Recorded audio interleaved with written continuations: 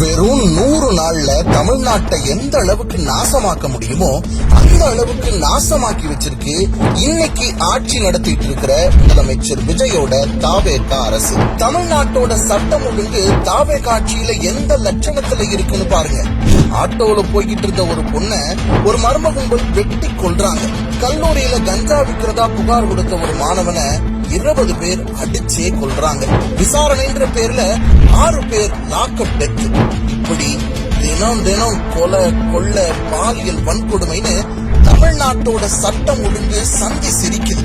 பெண்களுக்கு பாதுகாப்பு இல்லைன்னு வீரவசனம் பேசின முதலமைச்சர் விஜய் ஆட்சியில 6 வயது சிறுமி முதல் 60 வயது அம்மா வரைக்கும் யாருக்கும் பாதுகாப்பு இல்லாத சூழல் தான் இருக்கு.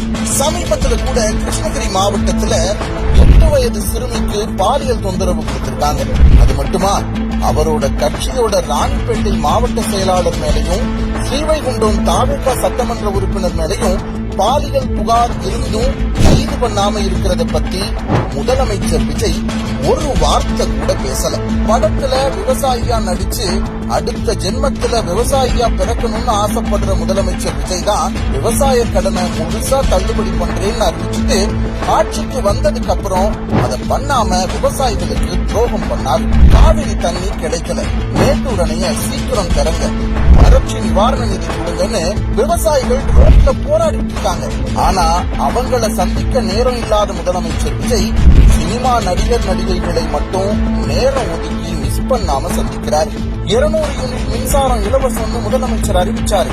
ஆனா உண்மை என்னன்னா 500 ரூபாய் கட்டிட்டு இருந்த வீடு இன்னைக்கு 5000 ரூபாய் மின்சார கட்டணத்தை கட்டுறாங்க. தமிழ்நாட்டு வரலாற்றுல இல்லாத அளவுக்கு மின்சார கட்டணத்தை உயர்த்தி இருக்காங்க. சொத்து வரிய 4 மடங்கா உயர்த்தி இருக்காங்க. அது மட்டும் இல்ல, மக்கள் அன்றாடம் பயன்படுத்துற அரிசி, பருப்பு, பால் எல்லாமே விலை ஏறிக்கிட்டே இருக்கு. இதுதான் 100 நாள் தாவேகா அரசு பண்ண சாதனை.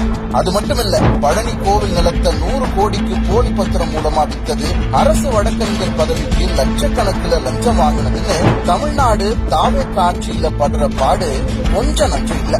தமிழ்நாடு இப்படி நாசமா போய்கிட்டு இருக்கும் போது இதை எதுவும் கண்டுக்காம நம்ம விஜய் சர்க்கார் சர்க்கஸ் சர்க்கார் அமைச்சர்கள் எல்லாரும் என்ன பண்ணிட்டு இருப்பாங்க தெரியுமா?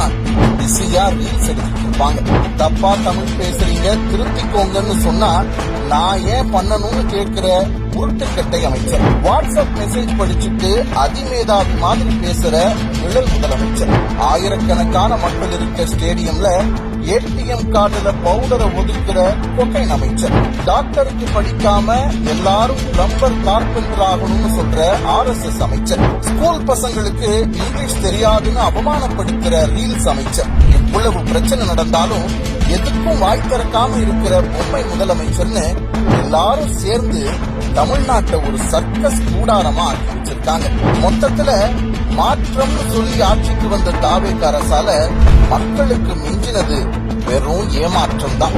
சிஎம் சார், இப்படியே போனா தமிழ்நாடு நாசமாகும் சிஎம் சார்.